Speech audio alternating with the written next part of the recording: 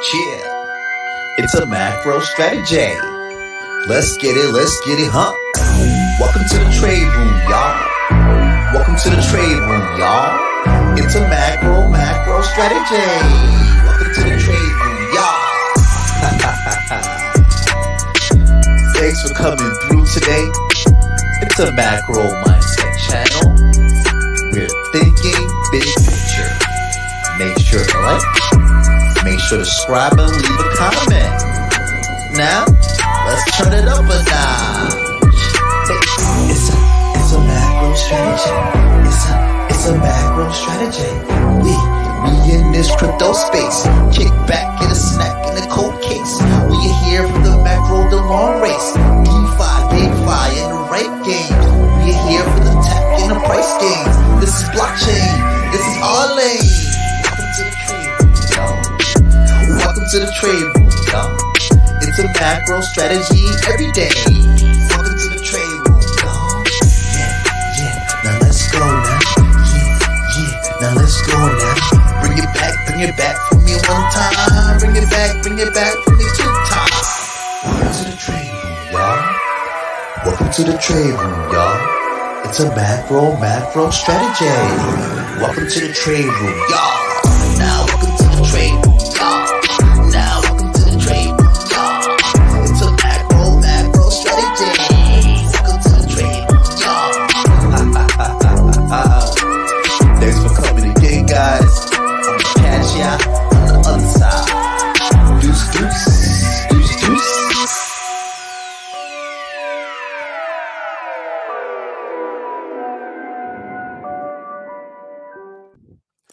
What up? What it do? And welcome to the trade room on another macro Saturday. Well, a lot of things been going on. We were here last week.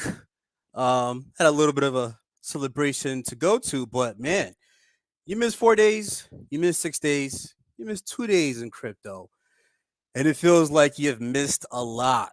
We are in the epicenter of Bitcoin running around its all-time high. We have meme coins going crazy. We have development and use case and ecosystems that have been here for a while. And then we have the SEC. And then we have blockchain frameworks and litigation that's happening on the back end. So we're going to touch base on a few things tonight, but we do have our now usual guest here with us to discuss the fundamentals of crypto litigation for dummies. Gonna bring him on stage, the man himself, Stycksintern. How we doing, brother? Doing very well. Good to be here.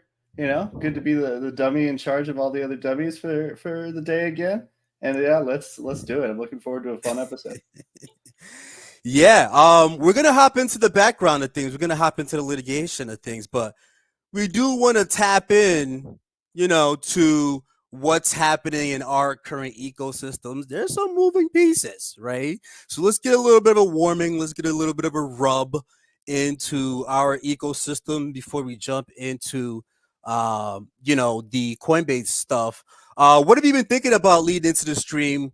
In DFK reference, and also too in what we're about to break down with the courts. So in DFK, what have I been thinking about? Mostly just what heroes I'm gonna dark summon tonight during the Mythic Squad Stats Are King hero building contest, hunt hero contest that ALP, Be Easy, and Skiller are hosting. Been spending a lot of time thinking about that the last few days. And then mostly, just trying to get my hands on as much of that equipment as I can, whether it's by earning it off of the gameplay or buying it off of the market. Okay. I mean, look, not too far from the things that I've been looking forward to as well, right? In correlation to what you're saying, the Mythic Squad event, that's out. It seems like you guys are pushing out, events left and right.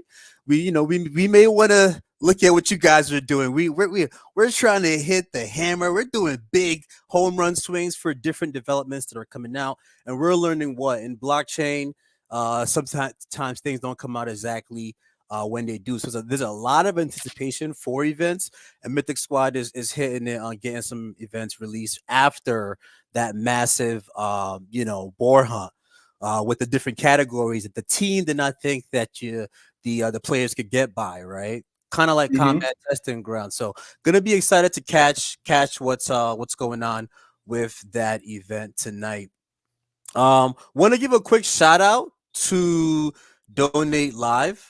Donate Live is starting to be a real integral part of this community. And while we have this Donate Live tool, we're talking about streamers. We're also talking about the community. It's a hand in hand thing. So hopping into the chat room really quickly. What's going on here? Ooh, my thing just refreshed. Am I still here? I see you. I see Donate Live. Oh, nice, nice, nice. Let me go ahead and see if I can populate myself back up. Oh, Your video is stuck. I'm just now realizing it. Your face isn't moving yeah. on my end. That was quite a face though. We could all agree it was like a really good pause position. All right. So it's still paused, right? It's Well, blank. now you're a black screen.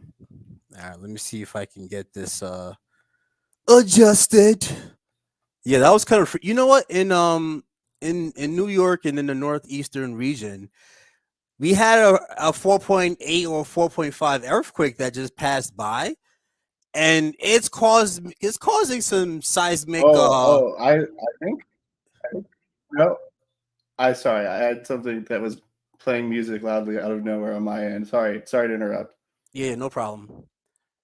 Yeah, no, I was saying we had quite a bit of an earthquake that came and people were kind of panicking about, but it's caused it's caused a lot of weird things to happen with technology. I'm gonna reboot my camera here, but did you hear about that? The earthquake? Your Yeah. Edge? Yeah. Oh yeah, I heard about that. That it was like the quake heard across the nation on crypto Twitter because everyone was claiming it was their own project's party that was the cause of the quake. Uh, but I don't know how common earthquakes are over there. I mean, over here we get them semi regularly, and like it's like it ain't no thing, you know. So it never really like I don't know. I've never seen one that caused a ton of damage because I wasn't alive during the Whittier quake in the like 80s, 70s. I don't remember when it was. But yeah, down here we get them, you know, we got the buildings structurally engineered to wiggle and waggle with them. They're all good to go. Yeah, I know. A lot of New Yorkers were like, I was at work and I was like, "Oh my god, did you feel that?" It became like water cooler talk, literally all of Friday, for the rest of the day, right? Because it was a pretty boring day. But but yeah, and I'm also seeing all the stuff going on with the Twitter chatter. Gotta love Twitter. Dog with a hat, Asem, his ascension. It's a lot of crazy things going on right now. And it's good to be a part of it. I'm back, hopefully. There you are, fully Let's go. confirmed. Let's go. So we were shouting out the chat room before I got my earthquake here. But welcome to J Dub in the building. Rocking to the music right there. The music is Mega, kind. Mega in the building. So as usual, a lot of our jewelers here. Mega says burn event gonna be crazy. I've been itching. I've been waiting for that.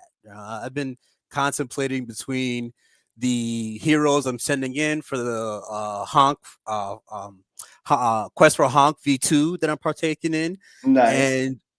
and the summoning event that's coming out. I want to save up enough heroes to really go on a bit of a binge. Well, when you say the summoning event, do you mean like the Mythic Squad one, or are you talking about like the new burn mechanic? Ooh, nice plug, nice plug. Oh, I'm talking about both. Let's say I'm talking about both because this is actually a lead up, right? A lot of people are about to start dark summoning leading into whatever this next dark summoning event is.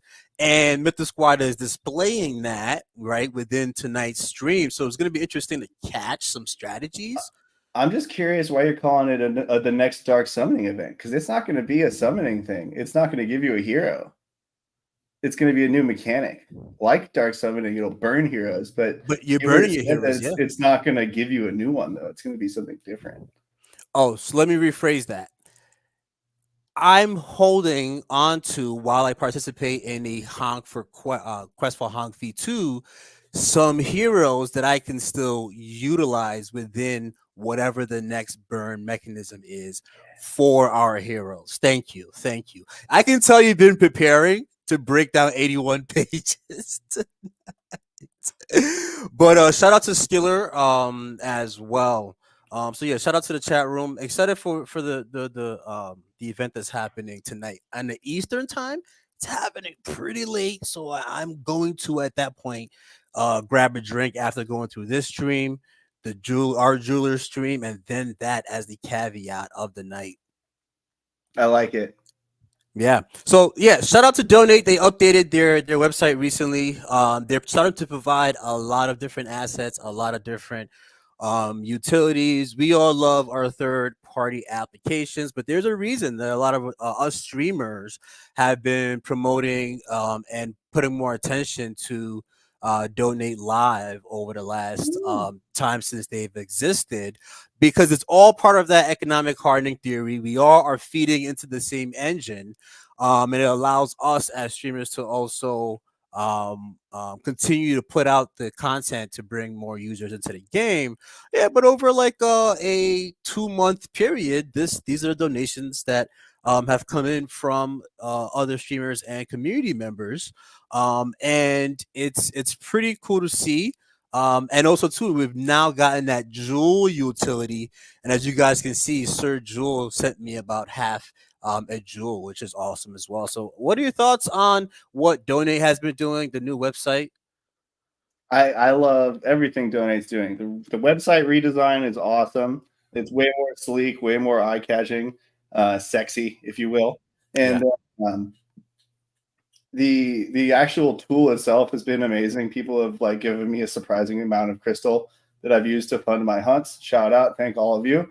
And I like right now, if you go in and if you're donating while one of the DFK streamers is live, you got trade showing up here, this rewards pool. You can just go in there and claim half a jewel, and it's pretty cool. Just so highly recommend if anyone's just curious about it. You could easily just go by trying to figure out how this new platform is going to work, and they have big plans for it to be something that is broader, not just within our DFK community, right? This is going to be something that they have plans to be bigger, apply to lots of different gaming communities and streaming communities, and give people a way to monetize. I'm really here for it. Yeah, for sure. And the cool thing is, there are different avenues, different platforms that people stream from, and even with a platform like StreamYards, like I have, it's still attainable, even though there is a workaround with OBS for me to still showcase the platform as I still keep to the streaming platform that I may want to use. So they're making a lot of cool additions to their platform. So a bunch of quick hitters, right? Talking about just tapping into DeFi kingdoms and what's going on in our community. We're coming upon, or we've come past 2 years in the Avalanche ecosystem, right? That was like, if you're talking about a Euro step that saved us from the hardship that we had to deal with, back in the day, and we're even seeing the test of time because Clayton, we're having issues on as well. So to go over 2 years, to know that we chose a great blockchain to be on, to see that layer ones are winning like crazy. What are your thoughts on some of these to look forward to things they have here? A small caveat for me is people are like, oh, well, DeFi Kingdom, you keep talking about what's going to come, what's going to come. Yes, they talk about what's going to come and then they freaking deliver, right? And so if this is what we're looking forward to, because it's been placed, in this fashion for me, I'm thinking this is about to be, when it does come, a large rollout, a red carpet, hit after hit kind of rollout. What are your thoughts on the last few years under the Avalanche ecosystem and the graphic that we have here? So as to the Avalanche ecosystem, it's been a trying few years. As first, catching the Crystal Veil chain up to parity, as they like to repeat during every AMA, with the Serendale chain, and then having the Serendale chain become effectively unusable, and having to go through that parity process once again. And that just felt like such a stagnation that a lot of people were just like, all you ever say is parody, blah blah blah, parody, parody, parody. I'm a parrot named Parody. And they to see now that like the team is back to putting together something not concrete, because they did say it is subject to change, but a basic idea of what the next things are that are in development, so that we know what to expect, right? We're not surprised, blown away, and the team has said that they don't want to do surprising things that often. I like that PvP is in the top priority. I think that reflects the shift that has been brought on by the Metis deal. And I like that additional classes are up there. I think that's one that we're going to see move back and forth, as they're going to add a few classes, and then maybe something else will become a higher priority to finish before they add more new classes, right? So I kind of think additional combat classes is like a Lego piece we're going to see move back and forth a lot as classes come out. And it's because right before a release, it's the highest priority. And then once that release is done, if you get 3 out, it could be, okay, this is back to a middle priority as we get the early phases done on the next 3 kind of thing. The rest of them, durability, they can wait as long as they want with that one. No, I'm kidding, but it is an essential part of the economy. And so I am actually excited to see durability come.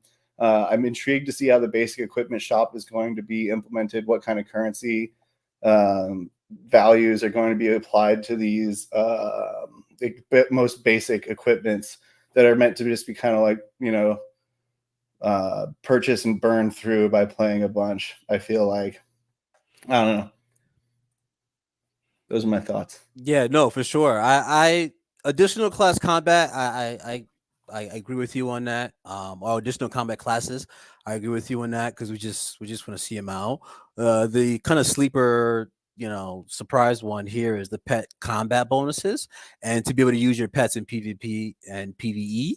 And the yellow pet egg / gold pet egg maxi that I am, however long this takes, the use of the yellow pet eggs, I think, in my opinion, has to come out if this is what's coming out with PVE as well, right? So whenever that PvP as well, so whenever that is, I think we'll be seeing yellow pet egg released then. That's like my little bottom caveat there.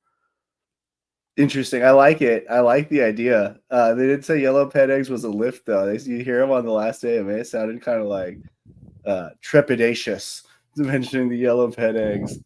Wait, what was that about the yellow pet eggs? I feel like the team, when someone asked a question about it on one of the AMAs last week or the week before, and it was like they were hesitant to commit to anything, and it sounded like it was not coming anytime soon. So I hope you're right, but I'm just like, oh no, this is the thing. This is the thing. You being able to use pets in PvP PvE, that's something that may come out. I don't know, maybe in season 3, season 2 of the Coliseum. I'm not thinking, right. oh yeah, first roll out. Oh yeah, throw the pets.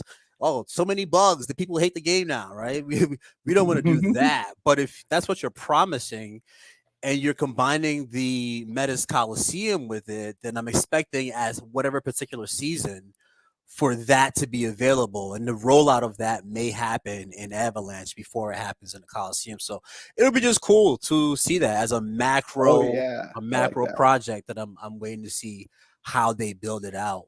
But yeah, and last few shout outs to DFK Helper, throwing in, and Block Pit also having a few remaining days for extra items to be earned from some of these boar hunts. I'm grinding mine out, right? And maybe as we go through some of the litigation and Coinbase stuff, when we come back, we can see some of the stuff you've been able to accumulate in terms of equipment, and if you've been winning any of these jackpots. But the more we have an ecosystem, the better. And you have even anywhere from guilds to different third-party applications also adding more things that you can win in here. But the really exciting thing is what's coming up for the juicy PvE pots that'll be there, and also too, as we get more partners, the different things that could be available to win value wise from boar hunts as well. So here's where I really think Raph from ADFK nailed it with the idea that PvP kind of combat incentives have to be the greatest of them all, because I feel like what the PVE high end rewards are going to be is that very rare piece of loot that is really strong, and you got like the high rolls on all the stats, and it's the best, like highest tier available, and to make that valuable, someone has to be willing to pay for it to get a greater prize, right? And those are those PvP tournament rewards that people would buy those kinds of things for. So that's kind of how I see it working out, is like that people will play the PvE for fun, and also people will do it to farm the highest tier weapons to sell to the highest tier players. Yeah, no, PV, playing against another player should be the highest rewards. And honestly, when we talk about economic hardening theory, a lot of these different mechanisms of the team that are within this game, especially with the win rates and how difficult the hunts be. It's kind of like baseball, right? If you're shooting at a lower clip, you're still a winner because you're getting your loot drops, you're getting your equipment.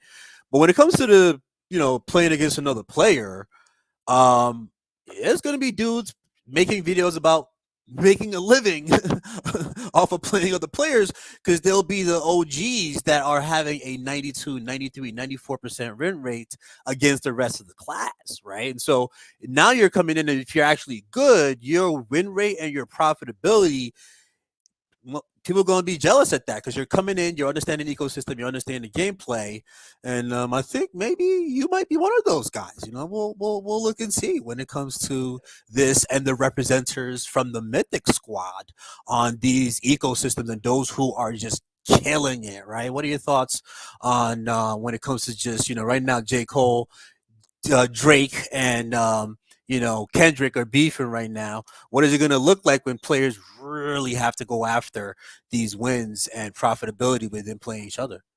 I mean, I think you're gonna see something where emotion takes over, and you get those decisions. You've used a word before. It was great. Absurd decisions or something, absurd results, because I think people will be driven by the passion, the desire to win, and that it's going to be really exciting for me personally. I love watching sports, like people who are going to be into a contest, talk shit on each other, be mean. I like all of that. I think it's all part of it, and regardless of how serious it is, I just enjoy the things people come up to say to each other. Is just so funny. It just amuses me so much. Nonsensical behavior when Yeah, not nah. emotions and emotions and winning is on the line. My reputation is on the line, right? Right. I'm really excited to talk and commentate on that. And people's personalities are really going to come out when it comes to that action. So we're hungry Oh for yeah. it. We're hungry for it. So you have all that exciting stuff going on. You have these meme coins going crazy. All this juicy stuff happening. And then you have this, right? Yeah. United States of America, the back and forth with the regulators, the just just just the lack of trend setting when it comes to our regulators, our frameworks, our governments, and it's still just Homer Simpson grinds my gears, or Peter Griffin grinds my gears. Peter Griffin It grinds my grinds my gears. gears. And we've been talking about it for a while. We've been watching the development. We've talked about the history of blockchain. I talked about my little bit of annoyance and bias with some of the background history, where's the documentaries coming out about. Hopefully makes it to Netflix. That'll be pretty cool. But we're seeing some of these developments. We no longer hear about CC and Binance. They had some things they had to work through. We have the ETFs now that have been out over a 2-month period. We're seeing the bullishness. We're in a corrective period. There's a presidential election coming up. Everyone's politicking. And, we have people that are in crypto who it might not be the majority, the top three, but it's definitely one of a younger generation, and it definitely falls in line with the change of perception post COVID, right? And so crypto, that lane is coming in from we have a concern of our issues within what's going on in politics and the government and the election that's coming, but we're coming from a place of, like you'll see some of those castle shots, like we're kind of pompous. We kind of know what we got is good, right? And so now we Mhm. see Ripple get through what it got through. The custodians, some of the custodians get through what they get through with the ETF and the equity side, and we're seeing Coinbase, the number one custodian exchange in the United States, still having this monkness and this convolution and this conjunction in being able to provide products for their users. And so we're now at this place where there's been a decision. Coinbase loses, and this is the narrative, most of the motion to dismiss SEC lawsuit. Now, you've given us plenty of context. The stock went down like 3.4%, whatever the case may be. Nobody cares, right? You've given us a lot of context as to what's been going on with this case. You are highly anticipating. First of all, you told us that it was irregular for a motion to dismiss to be even approved, listened to. You gave us all this, right? Mhm. But the fact that this was taking as long as it did, it could be a sign that some context was being taken in. So, what does this dismissal mean to Coinbase? And what does this dismissal mean to exchanges? And we're going to dig in deeper as we look at some of these more things. What does this initial narrative look like, and then what are we actually looking at with the case and what's going on? Yeah. So, I mean, I will just pat myself on the back here and say that if any of the viewers go back and watch the last episode, I'm pretty sure my prediction was that the motion would get granted as to the wallet app and denied as to everything else. And I thought there was maybe a chance the staking it got granted, but pretty sure it was going to get denied. And that's exactly what happened. And it really does come down to that standard. So, really, what does this mean for everyone? It means that if I am just deciding things based only on what the SEC says the world is like in their complaint, then yeah, these could plausibly state claims for a securities violation such that we can move into discovery now. Right. That's all this motion to dismiss, or it's a motion for judgment on the pleadings technically, but it's the same standard. The only difference is where you are procedurally in the case.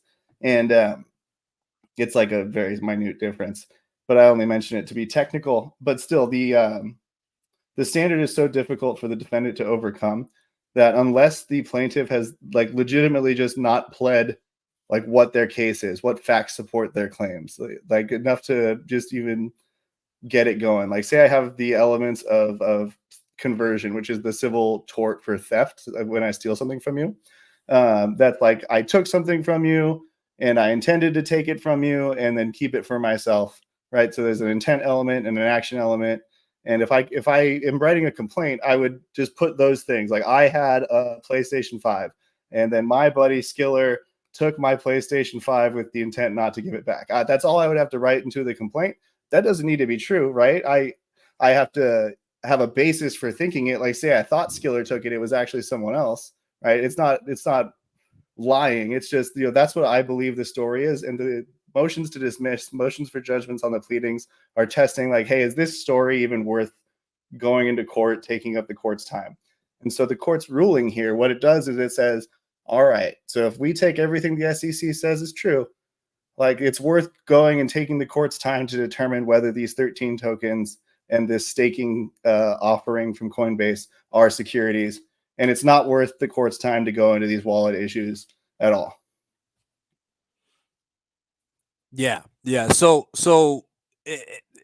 what significance would this have on, now that we know we're proceeding forward? What significance does this have on anything that now gets developed, whether it comes to discovery or anything moving forward? Does this have any impact, or is this just like, hey, we're trying this, all right, cool, we didn't get it, we're moving on to the next thing? Is there any negative impact on the aspect of Coinbase, and is this that good of a win for the SEC? So there is certainly some impact. Now, a big part of a long, drawn-out litigation process is slowly educating the court about what's going on as you do these various motions. And right now, this is the court's first time engaging with the topic, the subject matter, and they have to. She was bound by this very plaintiff favoring standard on the motion to dismiss. And what's going to happen now is the Coinbase and SEC attorneys are going to look at this as like the initial kind of opinion of the court and target their arguments to, you know, persuade her on the various issues that they raise. And if it seems that she is very against certain issues, for example, if it seems that she's very against certain issues, they will maybe abandon those and try to come up with new theories, which is definitely normal. That's like not a weird thing. That's a normal part of litigation. Is like I put the complaint together at the very beginning. As I'm going through, I learn more about like the various cases that have done this law. I finally find that one niche case that has a similar fact pattern, you know, and I incorporate that argument. That's the kind of stuff that happens. Next is like it's the refinement of these general basic arguments that are raised in the complaint. Now, just to give a more concrete, specific example and less theoretical, is the court's analysis on the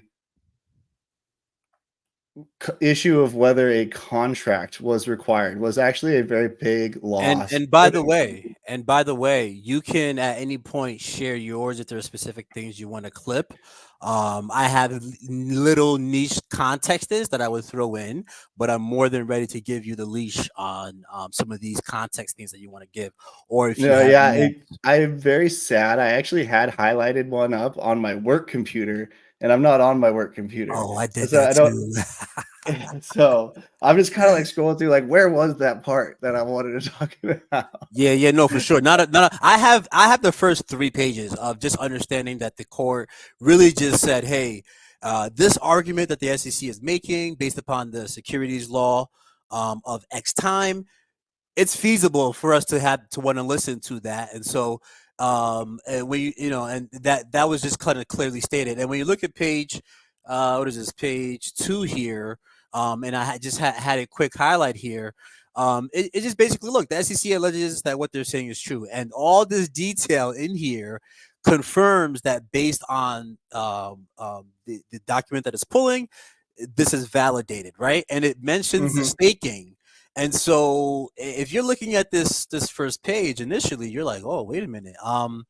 The SEC has grounds to argue this, and that's basically what you're saying. Is they're going to adequately alleges. Right.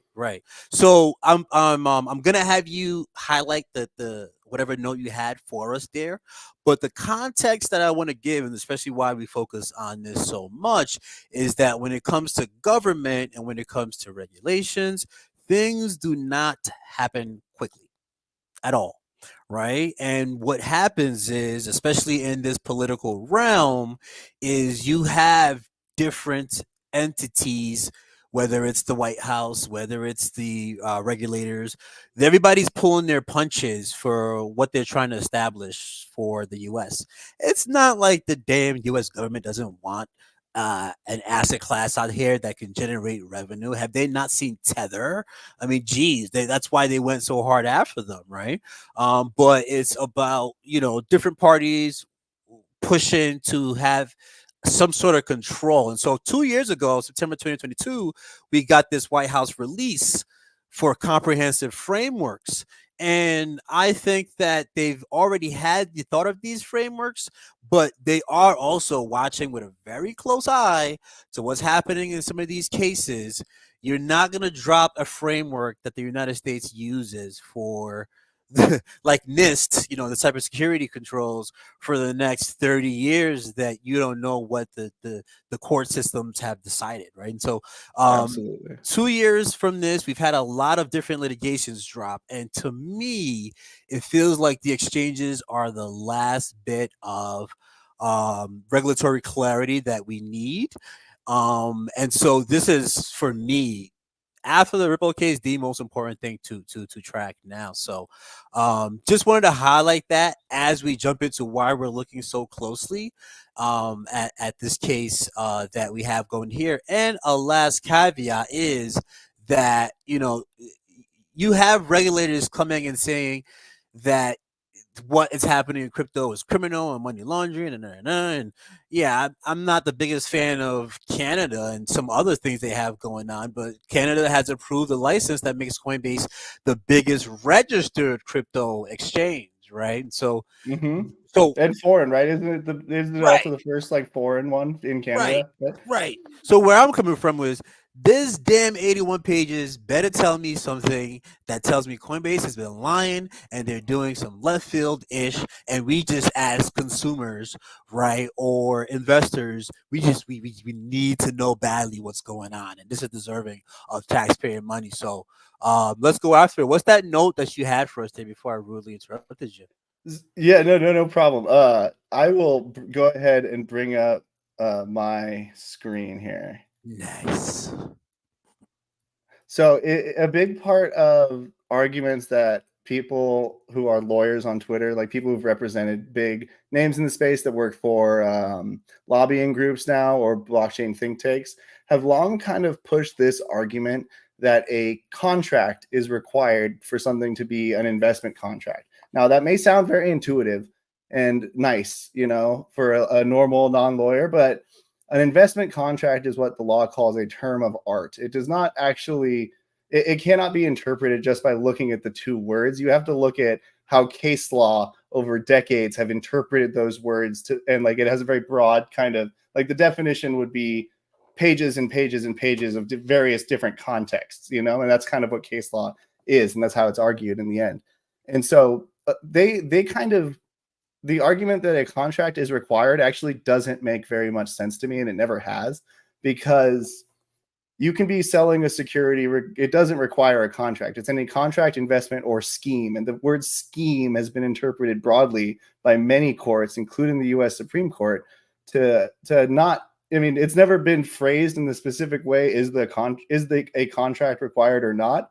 It has always been like there is a series of these agreements between various people, and like they have varying levels of extracting them through like LLCs or what have you. And the question is whether the whole scheme, the entire thing, represents something that would be an investment, like a capital raise, an investment contract, something that people are investing money with the expectation of profits, right? And that's the Howey test. And so I think one of the biggest losses here for the crypto side is that the court really didn't mince words when saying that like the definition of an investment contract is flexible rather than static, and it is capable of adaptation to meet the countless and variable schemes devised by those who seek to use the money of others on the promise of profit, right? And so this is the court pretty hard rejecting the crypto argument that a contract is required for something to be a security. Now, that said, I'd say, like you were asking about what is the impact of this decision. The Coinbase and SEC lawyers are now going to look at this, and Coinbase is going to have to make a decision. Do I try to change her mind on this, or do I come up with a different tactic, a different strategy for attacking on this point and kind of drop this contract argument? So that's one way I think there's going to be a very big impact, because it really did not mince words here. These last few paragraphs or the whole thing basically from from page 40 to 40, end of the first paragraph on 42, really lays it out and rejects that argument with extensive case law. So even if the judge personally felt that she was like Coinbase should be right, like it wouldn't matter. She is law bound to do what the Second Circuit has said if it disagrees with her personal judgment of the law. And that's why binding authority is so helpful, because it's like even if the judge doesn't want to do it, they have to. And so the fact that they're making this argument and there's all of this authority that's binding on a trial court judge, like that's something that they may be setting up for appeal, where at the Second Circuit you can actually get into the policy behind it. At the trial, it's more just like, do these facts meet this, the words in this law? Like, do these puzzle pieces line up such that liability or not? And at the appeal level, it's more like, well, here's kind of like what the purpose of the law should be. And because of the court, applying this specific standard, here's what it does to litigants. People are less likely to do this and that activity. And then the Second Circuit can decide whether it's bound by a U.S. Supreme Court precedent, or it likes the reasoning of the old way, or it wants to change the reasoning. So it's really there's a lot more flexibility in kind of making those arguments to kind of change an interpretation which is what this would be if Coinbase won out on this argument. It would be changing an interpretation that there long has been no rule that a contract, like a enforceable contract, which is also a technical legal term. There's never been a rule that it was required, and they're effectively advocating that there should be a rule that it is required under that broad term of art of investment contract. And that would be something better addressed, I think, to the Second Circuit. They're not going to get a lot of traction in the trial court. And who's not going to get a lot of traction in that trial court based to that last I'm point? sorry? And you Who said isn't Coinbase? Coinbase isn't. Yeah. So the fact that the courts have deemed it at this point to an investment contract is more of a flexible rather than a static, it opens the door for the SEC to come in with some strength, right? Because okay, awesome.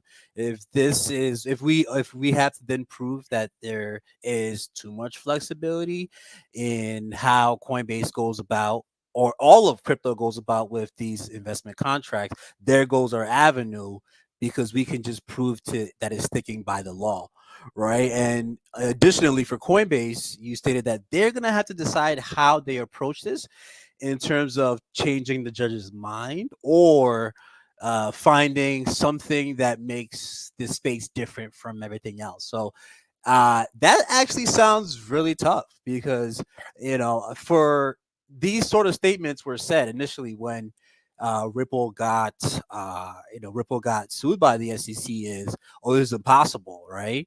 And so, in your estimation, yes, this is the decision that Coinbase has to make. But let's say you wake up tomorrow and Coinbase calls you, how would you then push it forward, knowing that the SEC is coming in with some strength on this aspect of things?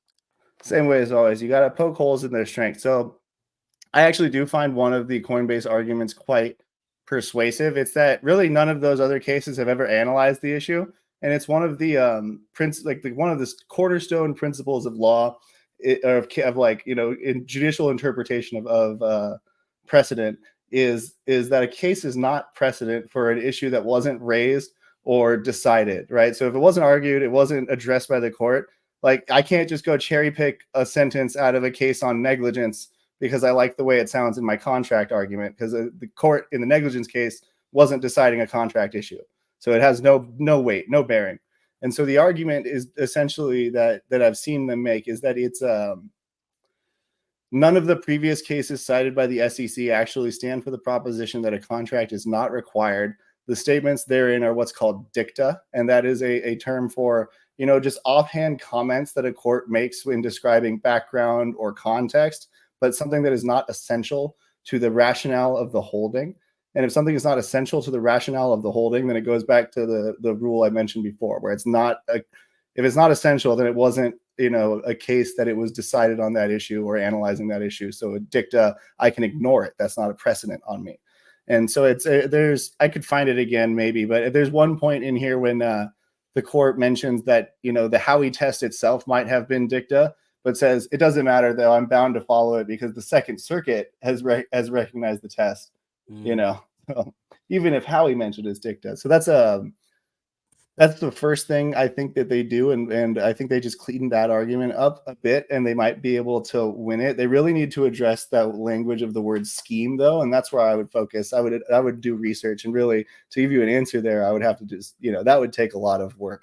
But that's how I would approach it: is try to find a way to show that the scheme language was always intended to be a scheme of contracts, right? Not just a general scheme, but it's a tough one. So me personally, maybe I do think one thing that's left out of this order with good reason is any real discussion of the facts, like the egregious facts of the SEC consistently rejecting Coinbase's attempts to register and identify whether certain things are securities, because that's not something the SEC has to allege to prove its case. And even if Coinbase did allege it in the answer, that's not something the judge can consider on the motion for judgment on the pleadings. They can't just, they can't take facts from the answer. It's all about the complaint, the plaintiff's pleading, right? Does this complaint have enough allegations, enough of a story that's plausible that we can go forward to discovery? And so even if Coinbase had alleged those facts in the answer, which is the defendant's first pleading in a case, they wouldn't be considered. And I think that's where a lot of the factual determinations that the trial court is going to have to make as we enter into summary judgment and then trial is whether how those facts play into the affirmative defenses that Coinbase has. And really, I think that's where the rubber is going to meet the road on the major questions doctrine and on the due process defense, because really it's one thing to say, like, the court's analysis on due process was effectively, you've known that the Howey test existed. You've known that it was going to be the standard that the SEC applied and that they might bring actions to enforce it against crypto. And so you can't say you didn't have due notice sufficient to satisfy the Constitution, like that what you were doing could get you in trouble. That's basically what due process means. Like, if I had no awareness that what I was doing could get me in trouble, how dare you state punish me for that? It's a very subtle difference from like, I didn't know what the law was. It's like, the state didn't give anyone notice that it was going to be punishing people for this. And so I think where you get into the idea that Coinbase has applied and tried to register many times for many different things, at least according to their public statements, then those facts all start to show arbitrary and capricious behavior, which you remember from the grayscale. Yep. And so that would be a violation of the due process clauses, treating people arbitrarily and capriciously.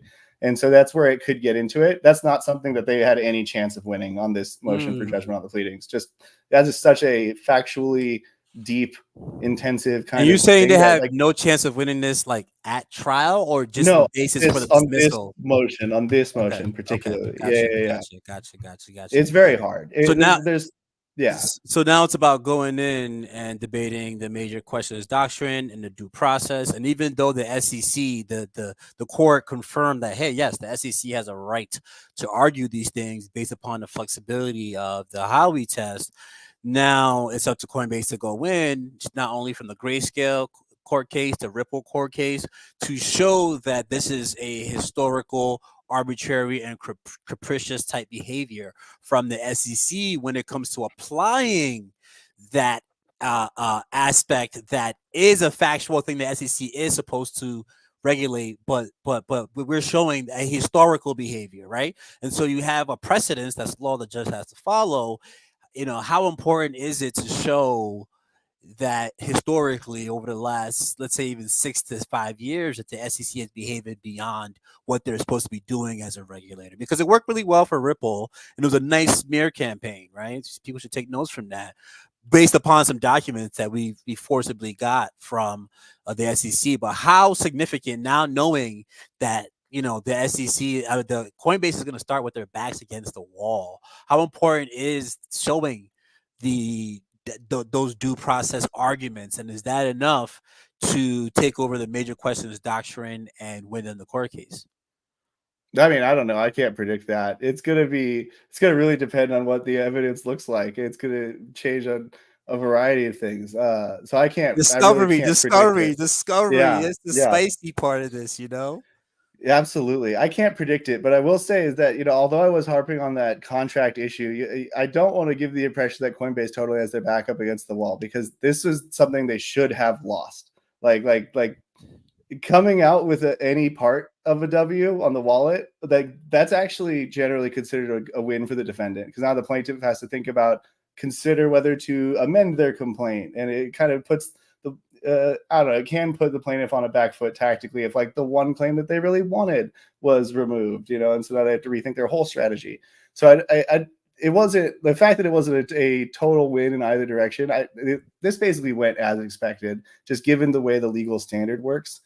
And I think part of the reason that we're seeing that is in the court's analysis here of common enterprise. I really thought Coinbase had a very strong argument against common enterprise element for a security, right? So it's an investment of money into a common enterprise, right? And that's normally the business, the corporation, the whatever you're investing into that's going to make you money.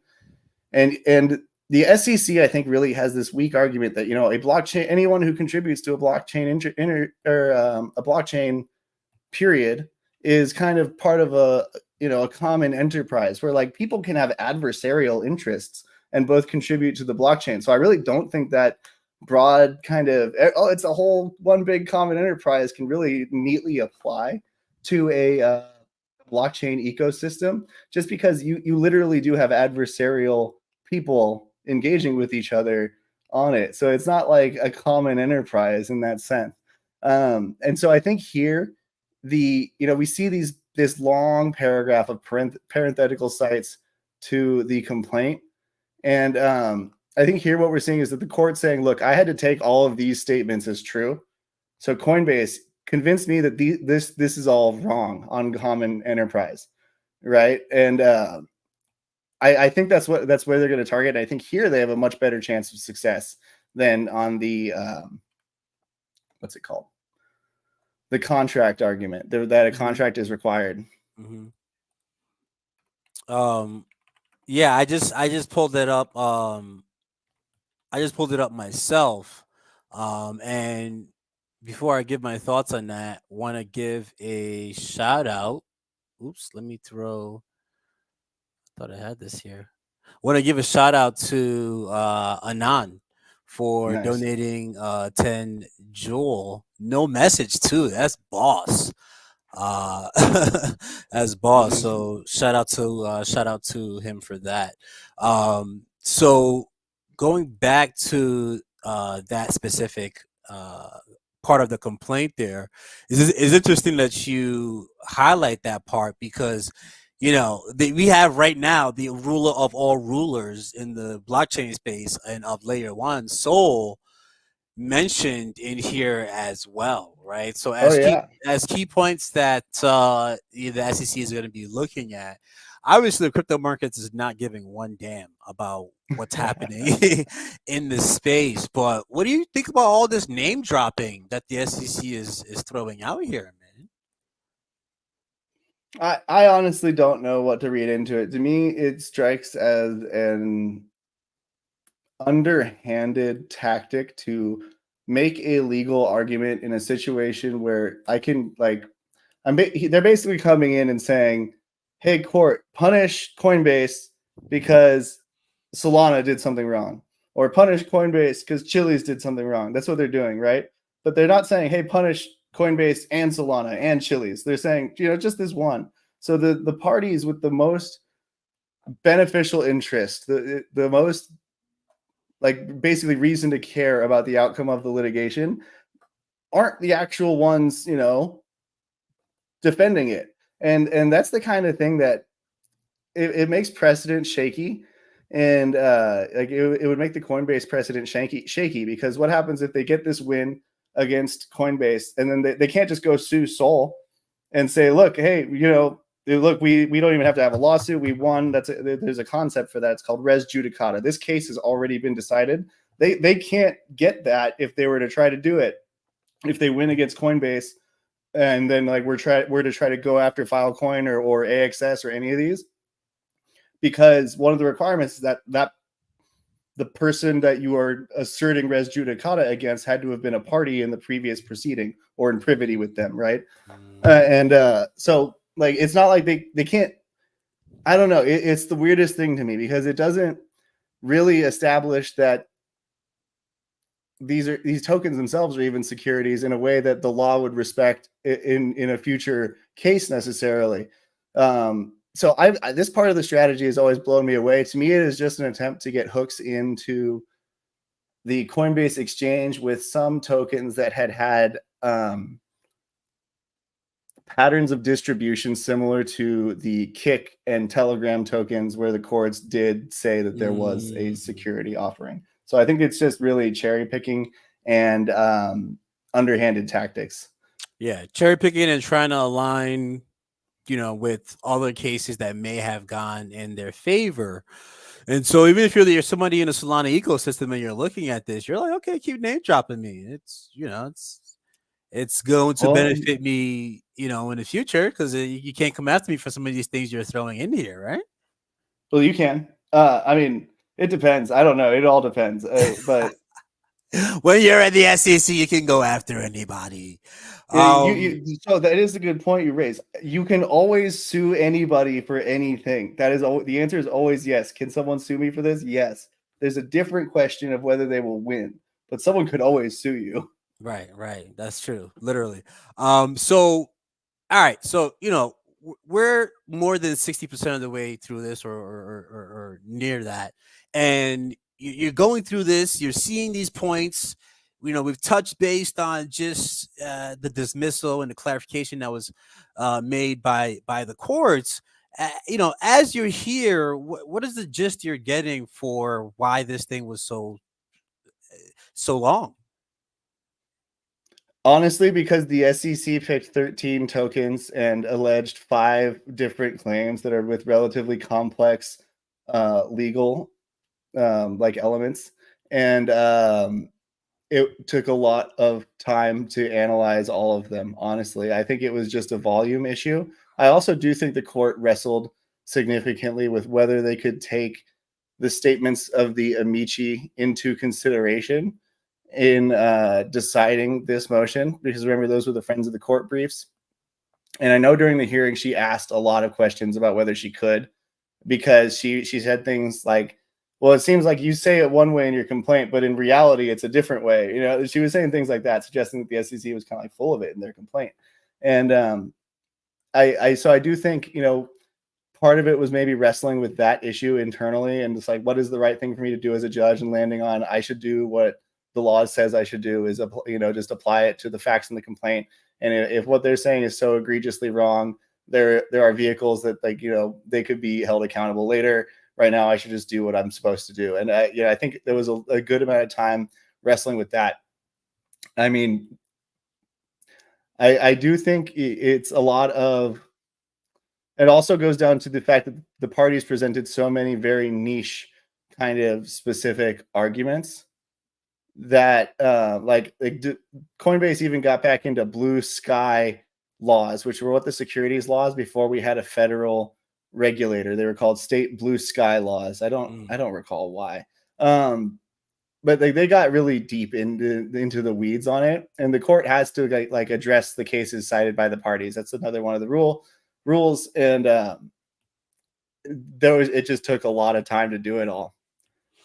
Interesting. So it has to do with the not only the different points that the SEC was addressing, but also to the different tokens, and they just want it to be thorough, right? And so if that's if that's the route that we're going right now, the Ripple case, it's 3 years going on now, 4 years, probably having about another year and a half left in it. We're talking 5-6 years here, in terms of now knowing that we're going into discovery. Yeah, from your end, I think this could proceed through to our next bear market, and we could be looking at another 4 years within this case, especially with how complex it is right now. What are your thoughts on discovery and some of the other processes of this case as it's going to trial, what it's going to present from us, and will anything that happens throughout the Ripple case as it ends have an impact on Coinbase's case, seeing that they're a few years behind that case? Yeah, I think it's very likely that the Second Circuit's decision in Ripple comes before we get to a trial in the Coinbase matter. I mean, it's a close call, but I think so. And especially given the number of tokens alleged, that's going to really expand discovery and make it longer. So I do think that the Ripple decision will impact this case in some way, to the extent that it analyzes the secondary market sales of Ripple, what the court in that case called the programmatic sales. Yeah, it's hard to see how a Second Circuit decision wouldn't impact this, because it's the same exact circuit. So this court would actually be bound by that decision. It wouldn't even just be persuasive. Mm-hmm. So yeah, it certainly is going to impact it one way or the other. I'm interested to see how that one goes. I really want the appellate briefs to come in that Ripple case. Mm-hmm. I am eagerly waiting for those to see what they're arguing on both sides. I think that one's going to be really interesting, because I do think there's seeds for reversal in there, but it's hard to predict how it's going to happen. That said, what do I think this is going to last? Maybe to the next bear market, probably. This could be the crypto win at a motion for summary judgment that kicks off the next like 2 bull markets from now. Even it's hard to say. There is a chance that the parties resolve it if the SEC changes administration. I don't know if that would happen, but I was throwing out there like there are possibilities that this settles and just doesn't go far at some point. If people in key positions at Coinbase or the SEC change. But yeah, I think if we just assume status quo and both parties don't change their positions on anything, it's probably going to go several years, just like a year and a half of discovery at least, and then trial prep another 6 months, and then probably a long trial itself, given the number of tokens at issue. Yeah, it's looking like a long trial. Yeah, I've learned being in the Ripple case that when you're not hip to the courts and you have a reason to look into it, you realize how long these things take. You have an appreciation for those who partake in these realms, because my goodness, you could spend a decade working through a particular case as a representative for either a personal client or a company or an entity. And it's crazy how much volume goes into it. And even seeing different lawyers or attorneys come in and out, is like you're rotating a team, making your arguments and going through this process. So as a bit of a side note, before I show what I have here, and the next question is like, what is, seeing what has been going on here, I'm sharing the wrong screen, seeing what's been going on here, what is your experience in your field, and what's the longest you've taken to get through a court case? Oh, so I had one here in the state superior court for my county, and I started working on it January of the year 2020, and that was when the complaint was filed. I took it to trial. The trial was scheduled to begin January 2023. The trial actually began in June 2023, took a break for 2.5 months, and then the trial resumed in October and November 2023 until the court on the 14th day of trial declared a mistrial and transferred it to a neighboring county, because every court in Orange County was apparently disqualified based on the court's ruling. And it is now pending in LA County, awaiting a trial date. Wow. So you no longer have any parts to do with it, but no, this is ongoing. I could. Oh, I would, but it's likely I can't say more than that. But yeah, I would. It's still going on. I do still have obligations to it. Yes, it is not done yet. That's my longest, and I started practice in October of 2019. So that's basically my entire career. I've had this case. Wow. Okay, that's And I know people have been on them for on longer ones where it's like a complex challenge to the land use cases with municipal water districts. Bro, those can get insane. I've heard horror stories of 10-year-long litigation. Yeah, just for the trial court. Just for the trial court. That's insane. So yeah, us in crypto, that we're here and we're hanging out, and it's up only mechanisms, and we're used to little long drawn bear markets, but when the things are hot and we want things, we're used to them happening 8-month spans, 10-month spans, right? So I saw the lack of patience when it comes to those who are in the crypto realm, and I think these litigation cases that have come about has humbled us many a soul to have some respect for the ecosystem of litigation, the courts, and the judicial system as well. But it's been really interesting to see, right? And so, looking back at this document and what Coinbase is having to deal with, As I work through looking for little points of who won this, who won that, we see here at the back end of this, the court dismisses the SEC's claim that Coinbase acts as a unregistered broker through its wallet service in violation of Section 15A. So, this is something that SEC's not going to address this probably moving forward. But so here's why this is a big deal, right? Like if they had gotten passed on this claim, then like all of a sudden all the wallet providers have to leave America basically, or risk that Coinbase loses this. But they already are, right? Which is a choke point. Right. They already are, right? Working on, right? Like even those few that remained would have no reason at all to stay. So that this one's actually really good win for the ecosystem generally. It's just saying that, like, look, if you provide some software that people use to buy securities, but like you don't actually do anything on their behalf or hold anything on their behalf or offer a trading platform, you're just giving them an interface to access the web. Basically, the pleadings fall short of demonstrating that making a wallet available to customers is acting as a broker, which is just absurd that the SEC would even make that argument. I'm sorry, it's absurd to think that Ledger is a broker just because they are storing my cold storage keys. Yeah, I mean that would have been a sweet, completion of their choke point mechanism. Especially Right. as someone in New York, that would have iced me out. Right? I'd be on Dex's all day, not knowing how to use my different on ramps, even though I still find a way, right? And I've already felt the choke point. A lot of things I'm missing out on based upon the In fact New York, that, I bet, man. Yeah, a lot of things I'm missing out on that I just can't touch. Based upon some of these choke points that they've already New put York in place. state law is pretty aggressive. Super aggressive. And that's why people look at New York as, especially if you are trying to be a choke point. New York is, if you can get New York, you can start trying to branch your way out, right? So as New Yorkers, we fighting, what I'm saying? We still fighting for y'all, Yeah. Because if they get through us, they're coming for the rest of y'all.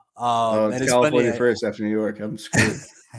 I was funny before I said, man, this is really the United States of countries. I mean, nobody's saying the United States of America, but it's really the United States of countries, because each state is their kind of their own country. And we're even seeing in a political realm where we're starting to see the states get bolder and bolder and bolder as to what they're doing and how they're regulating those who are citizens of their state. So a little bit of a caveat that I had there. What else did you see as you got towards the back end of this document that you were looking at? Or is the meat and the juices that beginning and middle part, and this is kind of just icing on top of the cake here as we got to the back end of this?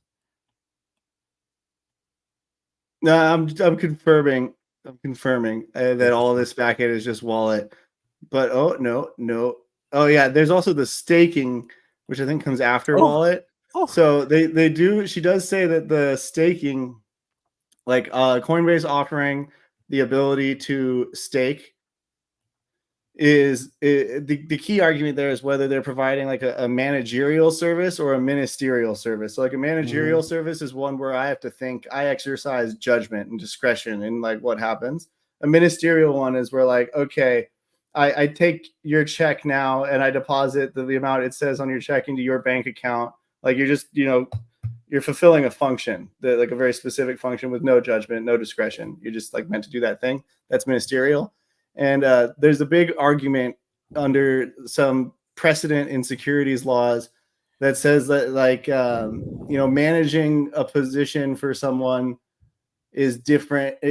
I'm not as well versed on this specific argument, but basically the argument comes down to whether Coinbase is actively managing this staking portfolio, and therefore their actions should be regulated as a securities broker because they're staking to the Ethereum network, the Algorand network, any other staking proof of stake blockchain network is effectively like they are arguing, the SEC is arguing is managerial. Coinbase is exercising discretion. Coinbase is arguing, no, we literally just, apply the protocol to our customers' funds, and it helps our customers who can't solo stake on their own to actually, just benefit from what the network is providing. We're not providing any yield on top of what the network provides. We're just literally we're taking their asset, whatever it is, and we're just plugging it in.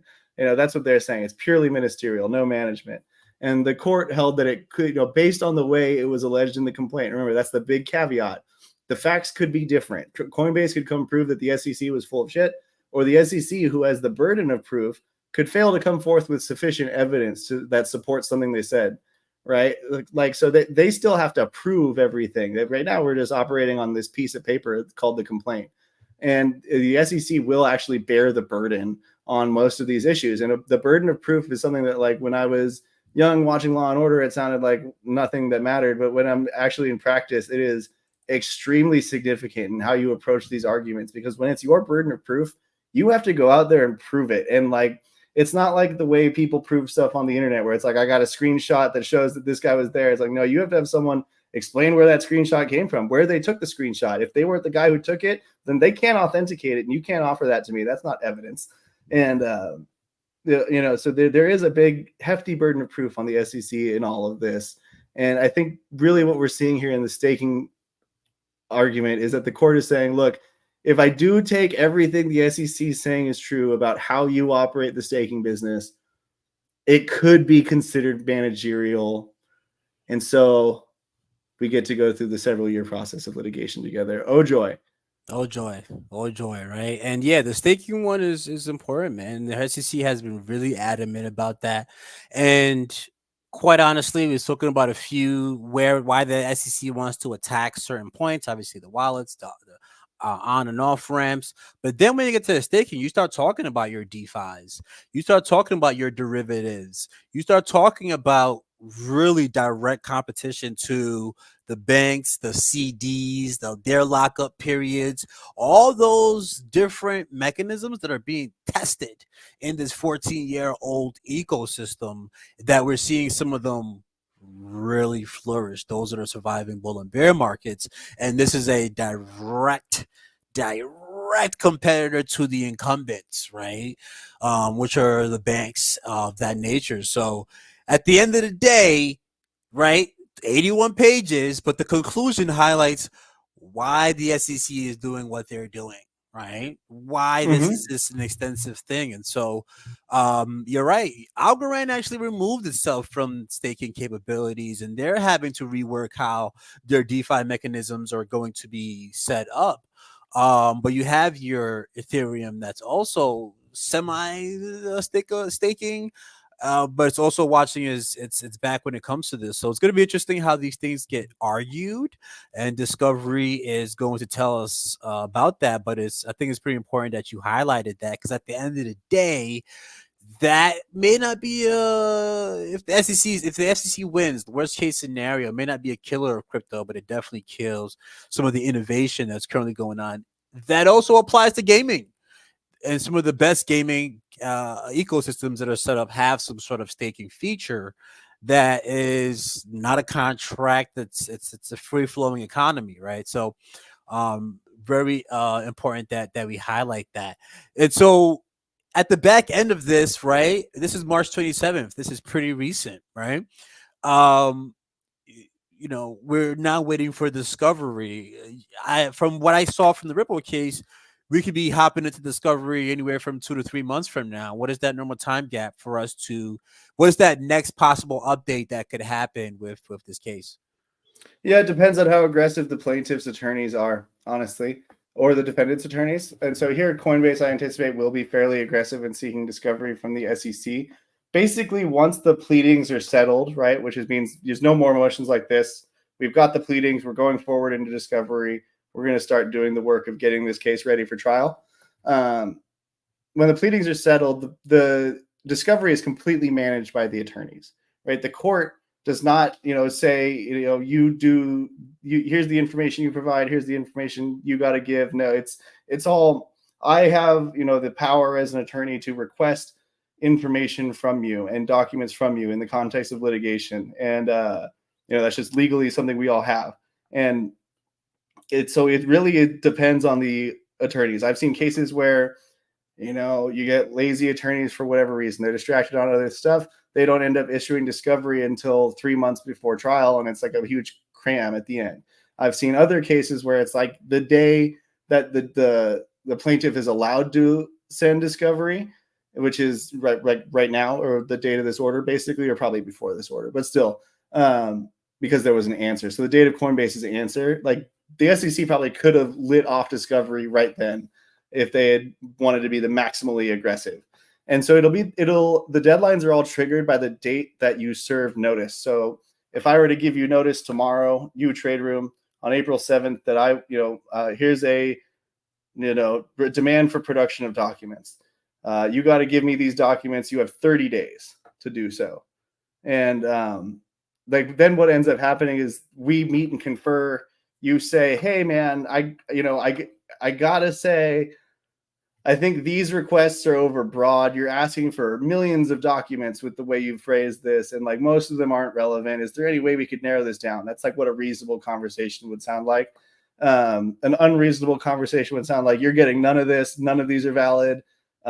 We are only going to serve objections in response, which means like we're not going to give you any real response. We're just objecting to all of your questions, which like that triggers a new set of deadlines. So it really depends on how cooperative the attorneys want to be across the aisle, which there's reasons to be uncooperative. There's reasons to be cooperative. It really depends on the context, your client, and the situation. But it makes it impossible to predict what's going to happen, because it could be, it's just down to the mood sometimes of the various attorneys on when they think issuing discovery is best, or maybe I'll wait till the other party goes first. That way I can see what they're thinking before I use up my limited number of requests. That kind of stuff. You're muted. Oh, awesome. Thank you. Yeah, I was saying, even in the Ripple case, we saw there were certain times where strategically both parties kind of stepped back and took their time, and other times where they were pretty aggressive with getting certain things in. So it's really that chess match, is really those arguments. I think it's super interesting to see what certain things come up, certain topics, certain emotions come up, and how aggressive each party is when it comes to that. And watch it on TV for so long, it's almost nothing like what it is on TV, but it's just as exciting, because these are fights for really important things and innovations in the world, and also the United States as well. So like, it turns me on to watch price action, but this is also the meat and the juices of what the next 10 to 15 years is going to look like in the space. So just the fact you coming in and sharing this with us is just super cool. I started reading through this, but by the time I got to page 10, I was like, wait a minute. What story is going on over here? Even though for the last 3 years, I've read through many of your court cases, until I have someone that's able to break it down for me, I'm still just like, what am I reading? Right. This one was a bit like long-winded in the facts at the beginning too. I'm not gonna lie, it was rough getting through that fact section, which is weird. That's not normally how it is on a motion to dismiss, which is what it leads me back to my thought that the court was really wrestling with the outside the complaint evidence that she had been provided by the amicis, and she wasn't allowed to consider.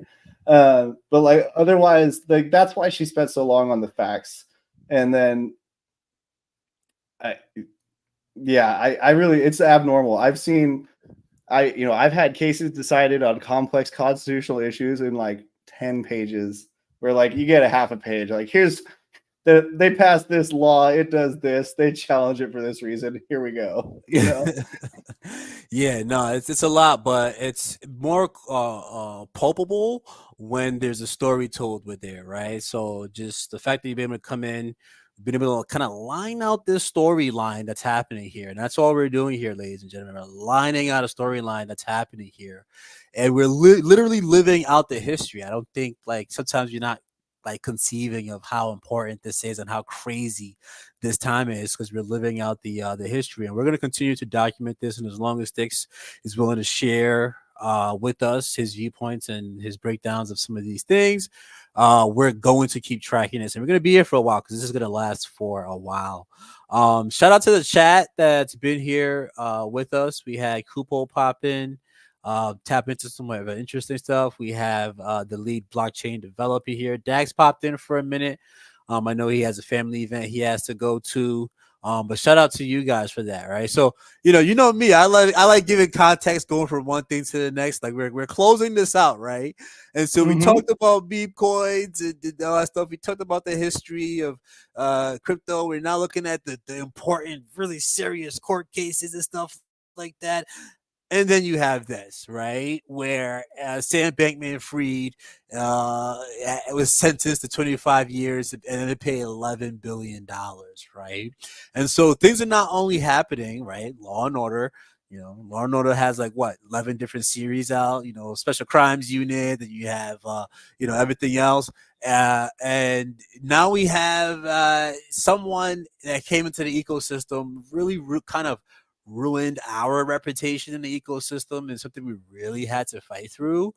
And we're seeing that now he has been sentenced, and it's pretty hefty. Who knows if he'll actually serve some of this, but we're seeing the criminal courts are also adjust and are doing what they're doing.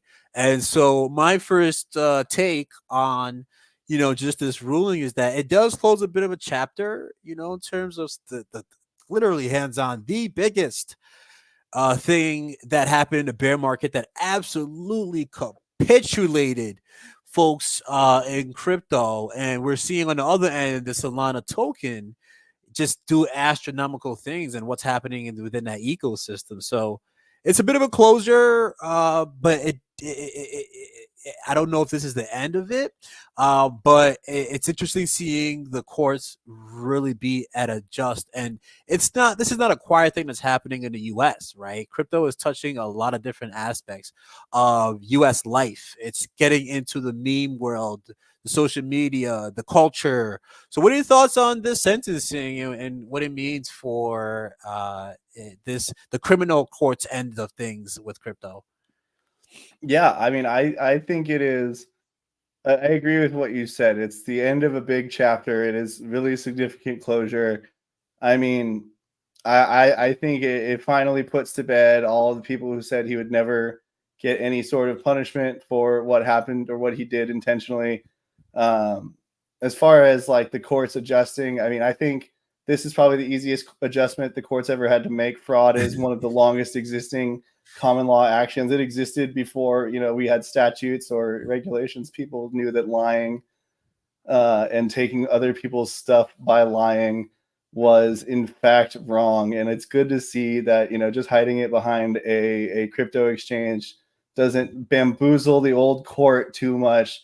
I think 25 years, I as far as why that number, I don't know. I imagine it had something to do with sentencing guidelines, which are fairly rigid at the federal level. I have no idea what they are. Just for full context, I do civil law only. It is a very different beast than criminal procedure, and sentencing is a very niche aspect of that criminal procedure. That said, like 25 years is normally like the high end of any option. It is like you can go 5 to 25, you can go 10 to 25, right? It's like the most severe, egregious thing. And if I think about it, I'm currently, just over 30 years old. If you were to take away 25 years from my life, it would be such a huge percentage. And you have this guy who's younger than me, and he's going in for 25 years. I think, right, he comes out an old man, wasted away, and 2047 or something, right? yeah. And yeah, I'm sure maybe we do see some like ambitious journalists try to make something out of he'll probably do some sort of habeas appeal. Prisoners always do. That's the thing. They always try to get out of it. They exercise every route our Constitution provides. There's more case law on habeas petitions than anything else in the world. But 99% of them are all just like, well, that's actually normal, and I'm sorry. And so we might see some like enterprising journalists try to make something out of that. As far as the restitution, I highly doubt that's ever getting paid, right? If he, so it's nice to see the big number there, and if he did have assets hidden anywhere, that does provide a legal basis for people to collect in some fashion through a very long, arduous process, I'm sure. But the 25 years is good. I think it's right. I mean, I would love to have seen him get more. I think that the reason he didn't is probably just because we pretty much hit the cap end there for any crime that's not murder. Like is 25 years pretty much is in my understanding. Yeah, yeah, for sure. It's quite some time, and we'll see how much of it he really does. But it is what it is. It's something that needed to be done. It, look to make an example of him because he was being compared to Bernie Madoff, and that's always a scar to the U.S. financial systems, and a lot of what our traditional systems are based on trust, right? And so, Mm-hmm. you break consumer trust, they're going to bring the hammer down on you, right? So that's a bit of a last caveat into looking at the courts and litigation of things, and we're gonna wrap up your time here with us. Time has just kind of flew by here That's with good.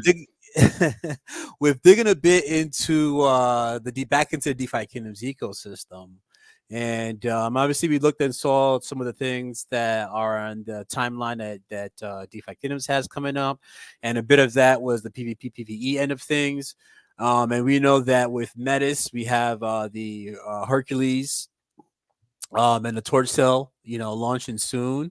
Really quickly, I haven't gotten to the polls yet. You know me, I do technical analysis and watching Bitcoin right now. Obviously, I think we do get a nice little pop, and I'm gonna do some charts in a little bit when Sticks hops off with us. But I'm looking at Bitcoin, and we tracked it recently, put it out on Twitter. Just going to do a quick share of it. I do see some upside happening back to test the highs, leading into the happening, and a little bit of a buy the rumor, sell the news type of thing. And so we've been tracking this movement since the highs, all between the 20 to 30% correction that we mentioned. I don't see your Bitcoin chart. I see the torch sale. There Yeah, we go. I was There we prepping it. go. I was prepping it. It was a little Oh, bit. okay, nice. My bad. It was a bit over squeezed, but I certainly appreciate you on that. Yeah, we've been tracking this movement right here. The happening is happening here. Obviously we're in April, so it's only a few days away. And this is kind of what we're tracking. So, what I'm thinking is, okay, maybe I want to see the sale, the sale kick off and see kind of what happens with that. I may miss out on some of the yield that I'd be getting from those pools, but at what 3.7%, what are some of these percentages that are here, right?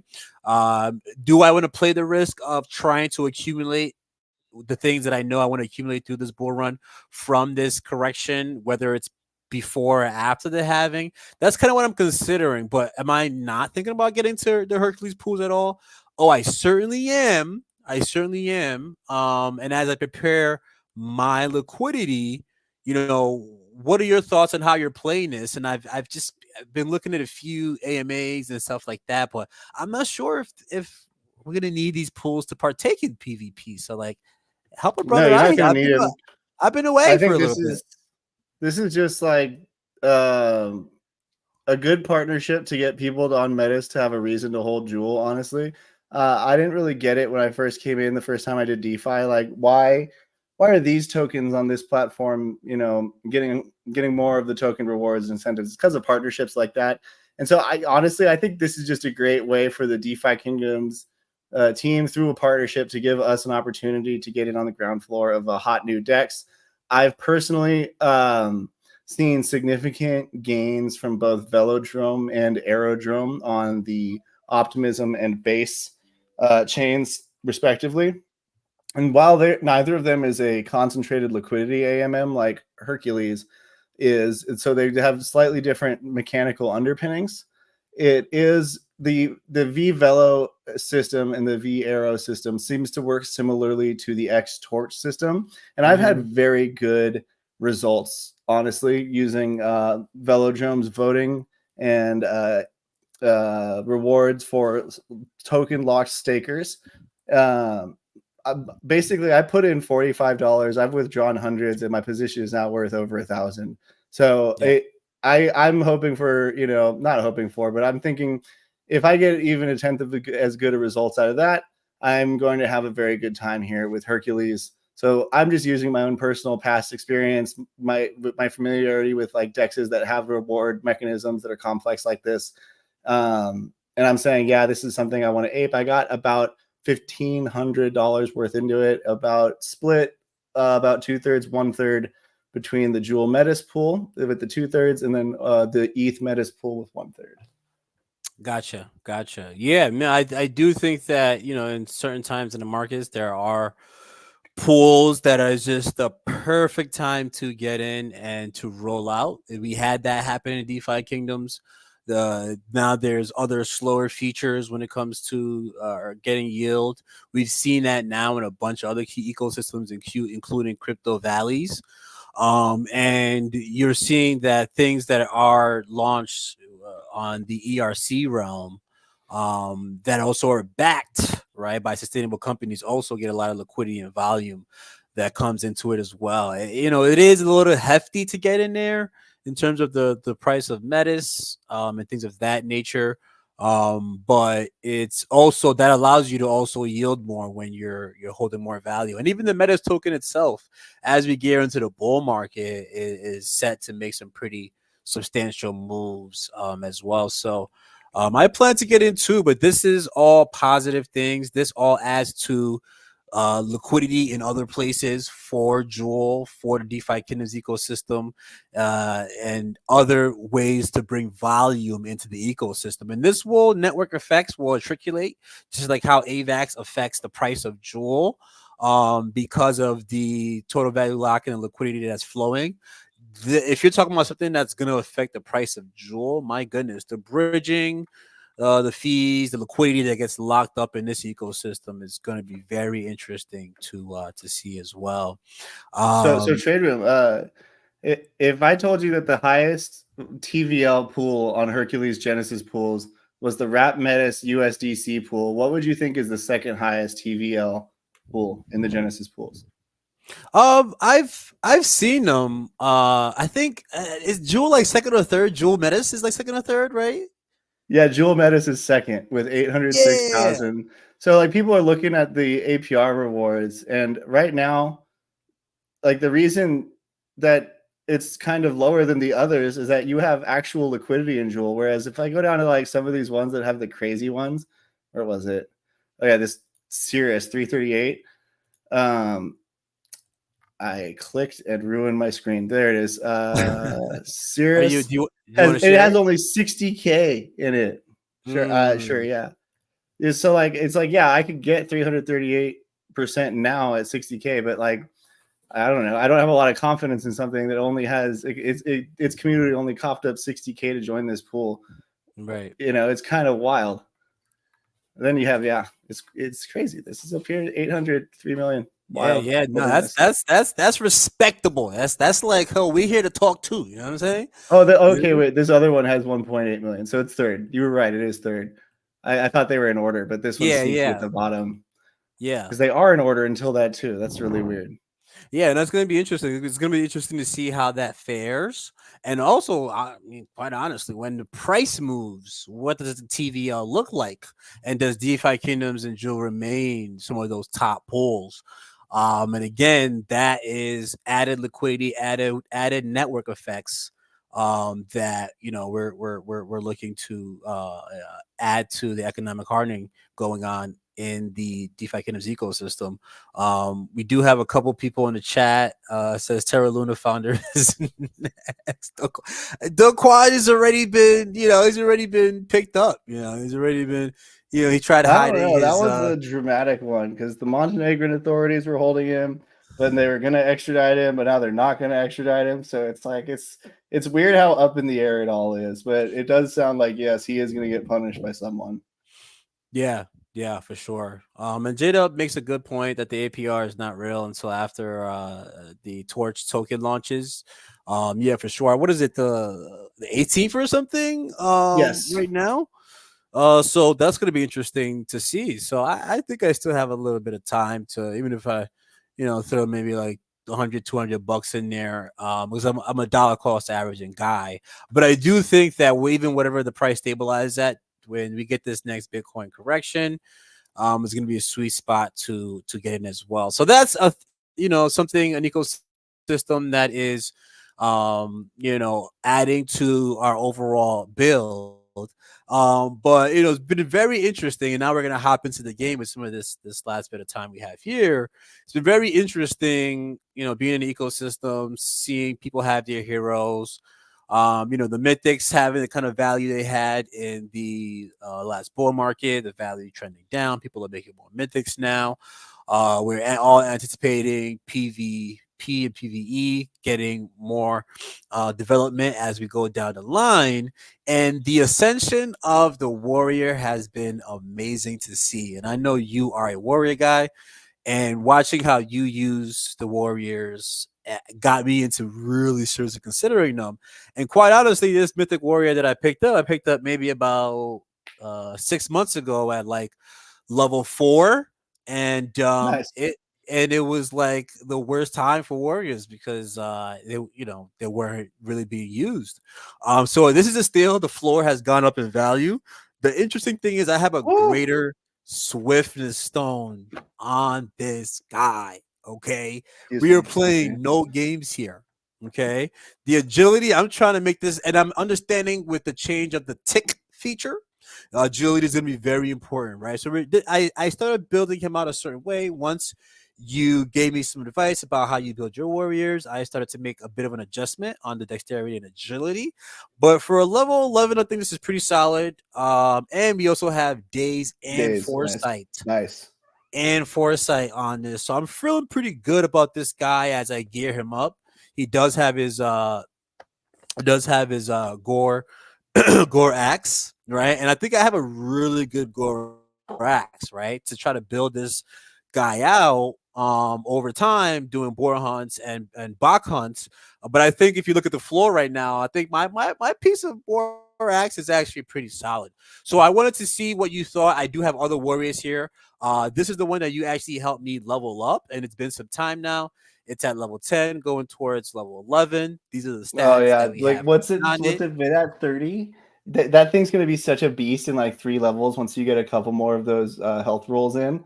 Trust me. Like yeah, keep pumping. I would pump Agi first stat on your next level up, Okay. and maybe try to Okay. get like to 18, 19 Agi, and then Dex strength. I would just that's what I would do for your next level up.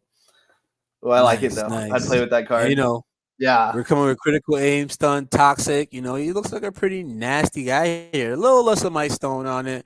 But these are, I think, are going to be my two best warriors. But what are your thoughts on this warrior and how I have it decked out? I didn't want to put a Vizzy on it because I like the pink hair, But what are your thoughts on It my guy? looks cool with the mythic card, the pink hair. You're right. Flip it around again. There was one stat that I was going to suggest you pump the next primary slot. Oh no, stats are actually shockingly like well balanced too. It's like I'm torn on your level up for this one, because you got the axe in his And it's hand. coming I up. might It's just coming go up not too long from now. Dex still and leave Vit in the secondary because you've gotten decent health rolls up to this point with the low Vit, Mhm. but I mean that is a risk as the longer you let it go without kind of just getting that Vit up above the mid Right. 20s. But other than but it's not going terribly for you yet, so you could keep just riding those large health rolls and get your decks high with the axe in hand, and so you have a very low chance to miss. It's gonna be so good, Yeah, in my for opinion. sure, for sure. Yeah, so I think this is one of my guys here. This is one of my guys here. So I'm actually pretty proud of it. When it comes Yeah. to what you're doing in the space right now, you know me, I'm accumulating, right? I'm doing the hunts. If I want to keep the equipment, I'll keep it. If I want to sell it, I'll sell it. As we look at some of my equipment built here on this wallet, what are you primarily doing in the ecosystem right now? I know you're preparing. We're going to be looking at the Mythic, event tonight. What are you doing in the ecosystem? Because you're trend setting in some ways and how you fight, how you're building. What have you been up to? I am leveling my best heroes to 20 from 16, basically, actively. Very much trying to just make sure I get both boar hunts in with a set of 9 heroes they're both void hunts in with 9 heroes every day at minimum. And those 9 heroes are the ones that I'm primarily leveling to 20. I want to have at least 3 teams that are level 20 ready by the time PvP comes out. My most optimistic, but not like realistic in any way. My most optimistic projection, which is actually like worst case scenario from my build perspective with my strategy, is that PvP comes out late summer, right? They really get a fire under their ass and light it up, and it comes out with the private matches late summer or end of the year. So I'm targeting between late summer to end of the year to hit that goal of having 3 pretty well stacked level 20 teams. Part of that is leveling up the heroes I have now, like the warrior that I use the yoke shield on. My shapeshifter, shockingly enough, I might end up using even without a codex because its agi is so high. And then several archers.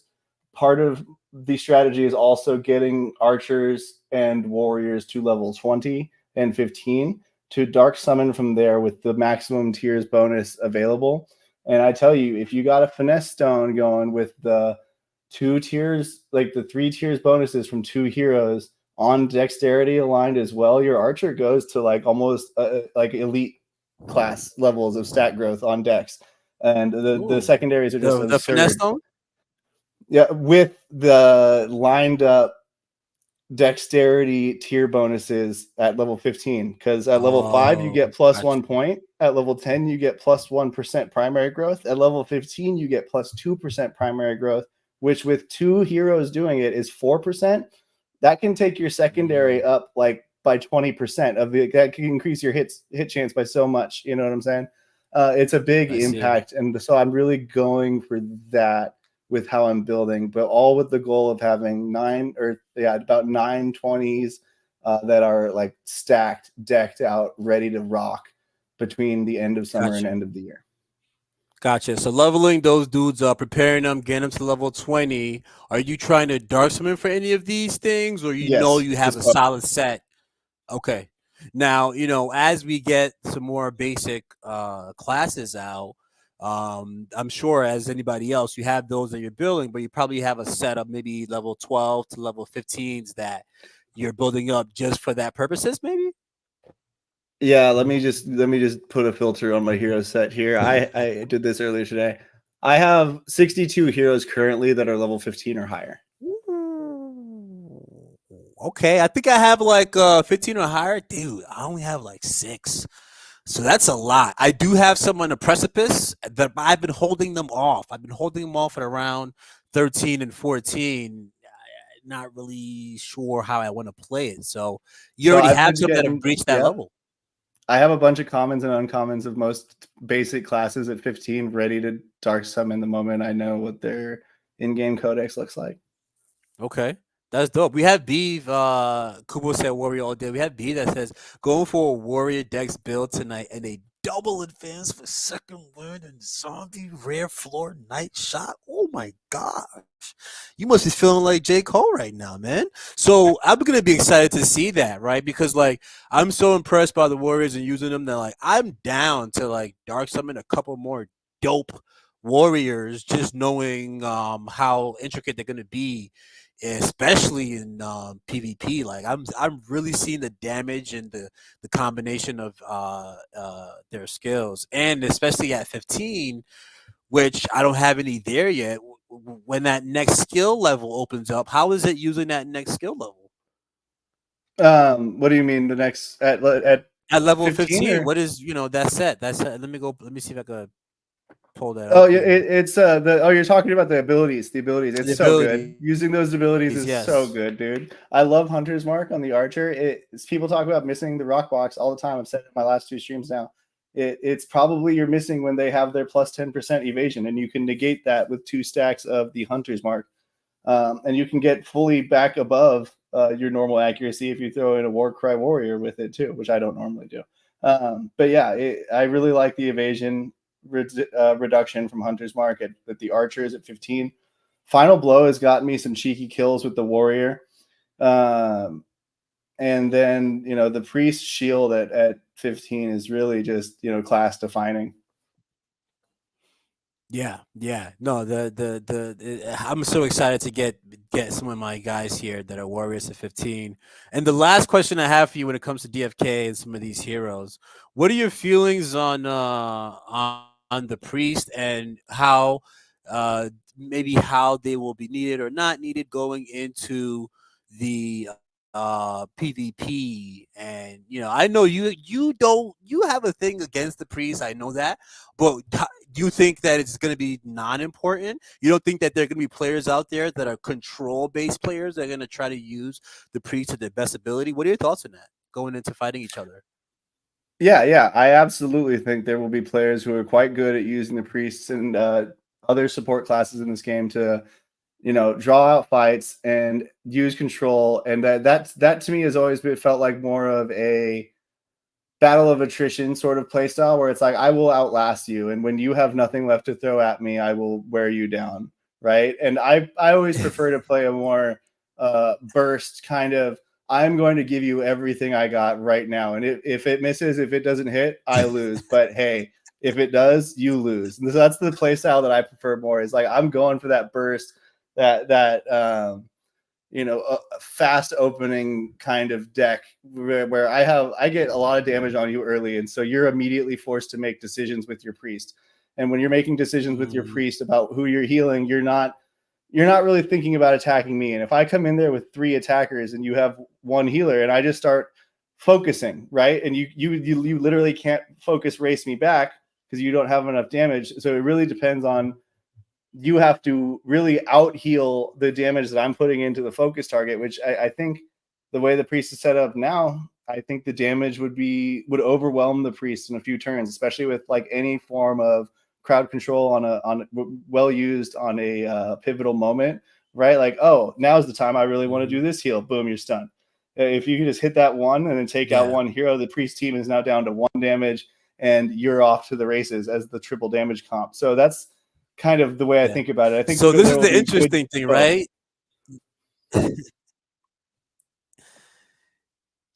Yeah. Sorry. Go ahead. No, I think there'll be good of both of them. But yeah, so this is the interesting thing. Go. Yeah. You go. Yeah. I think that for the damage dealers, the powerful damage dealers that are really nice and strategic with when they land that damage, you guys are killing it right now, right? You guys are killing it. It's gonna be very interesting seeing when magic starts to play a role I agree, yeah. in the hunts, but also too with playing other players, because then the people who play a control method get a better hand where you can add strategy and control, and now we're able to temper down, just like how the miners have just value and use case gone down. Are the damage dealers going to be the end all be all winners? If that's the case, and if that maintains, that means those Dread Knights and those Dark Knights are still going to be highly valued things. The strong paladins that can take magic damage are going to be highly valued, and then your magic dealers are going to be highly valued, and your magic erasers like your priests may also be something that's necessary. So it's going to be interesting to see. I see a lot of the best players in DFK really are some heavy damage dealers. I've yet to see somebody who's a control beast. And I'm still waiting on that, right? I still think there's hope for that. I think that's kind of where I'm trying to steal some value. I kind of disagree. From I the feel game like as the well. go-to strategy for the boars was all control. Everyone wanted to do control. Everyone was like, "Got to bring a priest. Let the game take as long as it needs to take, and then you'll eventually win just by playing around the mechanics."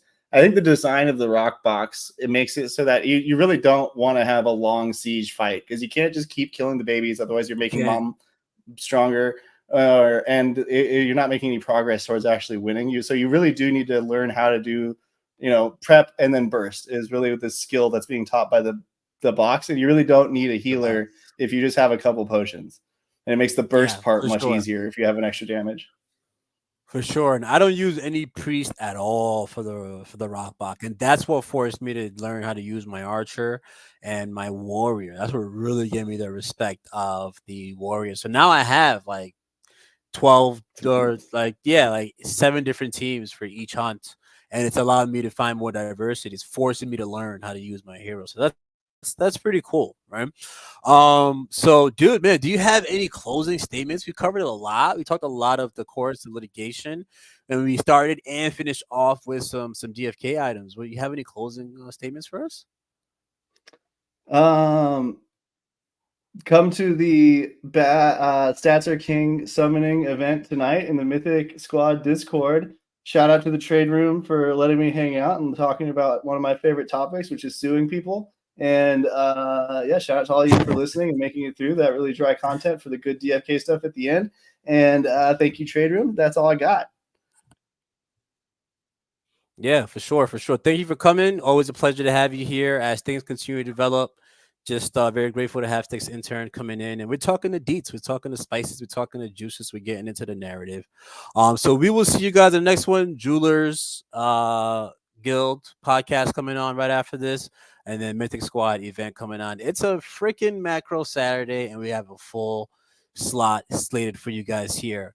Bullish, and we'll see you guys in the next one.